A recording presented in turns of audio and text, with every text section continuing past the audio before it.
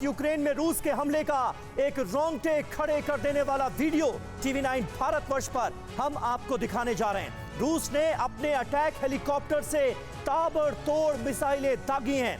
KA-52 और Mi-26 helicopters के जरिए रूस ने इन ताजा हमलों को अंजाम दिया है, जिससे जुड़ी तमाम तस्वीरें इस वक्त आप एक्सक्लूसिवली TV9 भारतवर्ष पर देख रहे हैं। रूस के हमले में यूक्रेनी फौज को बड़ा नुकसान हुआ है, ये जानकारी सामने आ रही है। तस्वीरें देखिए, रूस ने किस तरह से हवाई हमले किए हैं यूक्रेन में। ये ताजा हमले और इनसे जुड़ी अहम तस्वीरें ये रही आपके सामने।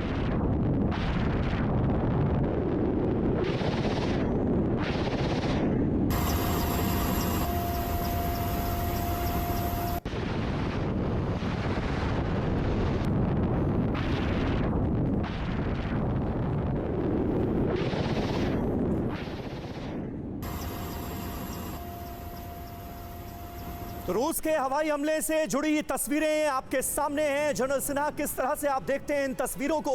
एक तरफ दावा यूक्रेन का और दूसरी तरफ रूस के ताबड़तोड़ हमले, मानो पूरे यूक्रेन को बर्बाद करके ही रहेगा। ये युद्ध किस तरफ जाता हुआ नजर आ रहा है?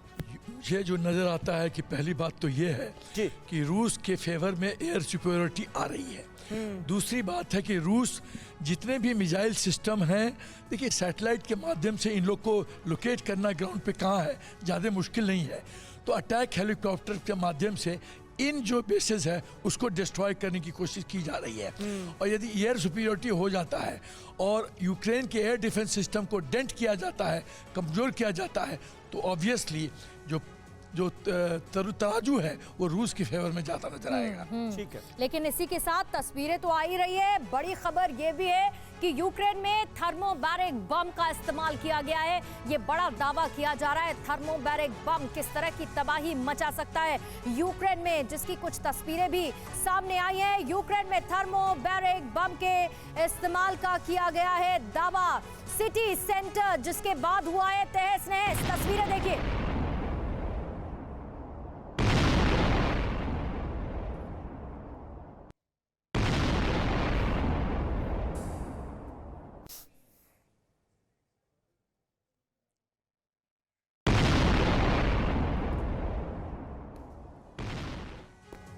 बहुत ही खतरनाक हमला और इससे जुड़ी बहुत अहम तस्वीरें इस वक्त TV9 भारतवर्ष पर हम आपको दिखाने जा रहे हैं। और ये खतरा कितना बड़ा है, क्योंकि इससे पहले भी ये आरोप लगे कि थर्मोबैरिक बम का इस्तेमाल किया जा रहा है और इस खतरनाक बम से जबरदस्त तबाही मचाने की कोशिश है। आपको याद होगा TV9 भारतवर्ष ने एक डिटेल रिपोर्ट आपको दिखाई थी कि किस तरह से इसे वैक्यूम बम कहा जाए, थर्मोबैरिक बम कहा जाए, ये कितनी तबाही मचाता है। और एक बार फिर जो तस्वीरें सामने आई हैं, जो दावा सामने आया है, वो इसी थर्मोबैरिक बम को लेकर किया गया है। इसकी खासियत क्या है, एक बार फिर से बताते हैं आपको। इसे वैक्यूम बम के नाम से भी जाना जाता है। थर्मोबैरिक अटैक विस्फोटकों के साथ एल्युमिनियम, मैग्नीशियम जैसी धातुओं का पाउडर होता है इसके अंदर और इसीलिए बहुत घातक होता है। ये फटने से पहले दो हिस्सों में बंट जाता है। एक हिस्सा हवा में विस्फोटक फैलाता है और दूसरा हिस्सा जमीन पर फटता है। बम फटते ही आसपास का तापमान जो है वो बहुत ज्यादा बढ़ने लगता है। जमीन पर धमाके के बाद किस तरह के हालात होते हैं ये हम आपको बता रहे हैं। धमाके के बाद हवा में दूर तक आग ही आग नजर आती है। 100 फीट की ऊंचाई तक आग का गोला बन जाता है और यही वजह है ये जो तस्वीरें सामने आई हैं बॉम्ब अटैक में सिटी सेंटर पर जिस तरह से हमला किया गया है। और ये देखिए, ये आग का इतना जबरदस्त गुबार जो नजर आ रहा है, ये तस्वीरें जैसे ही सामने आई, एक्सपर्ट्स ने देखा तो कहा ये तो थर्मोबैरिक बॉम्ब का इस्तेमाल किया गया है, ये कहीं ना कहीं वैक्यूम बॉम्ब का इस्तेमाल किया गया है। और अब यूक्रेन यही दावा कर रहा है कि थर्मोबैरिक बॉम्ब का इस्तेमाल करके तबाही मचाई जा रही है यूक्रेन की सरजमीन पर। डायरेक्ट टारगेट के साथ आसपास के इलाकों में भी भारी तबाही होती है जब ये बम फटता है। तो इन बमों को किसी रॉकेट लॉन्चर से दागा जा सकता है, एक खासियत इनकी ये भी है। इसके अलावा रूस टॉस 1 सीरीज के थर्मोबैरिक लॉन्चर का इस्तेमाल करता है। अब जब थर्मोबैरिक अटैक किया जा रहा है तो मंशा क्या है व्लादिमीर पुतिन की? मैं राठौर साहब आपसे जानना चाहूंगा इतने दिन गुजर जाने के बाद ऐसे वक्त में जब ये खबरें भी सामने आ रही हैं कि मुमकिन है आने वाले वक्त में समझौते के लिए दोनों देश एक टेबल पर बैठे हैं, इस तरह के घातक हथियारों का इस्तेमाल क्या बताता है? इस तरीके का घातक इस्तेमाल जो डॉनबास में मेरे ख्याल से हो रहा है, और इसका उद्देश्य यही है कि यूक्रेनी सेना ने जो वहाँ डिफेंस ले रखा है उसको उन्होंने सॉफ्टन करना है, उनको वहाँ से हटाना है।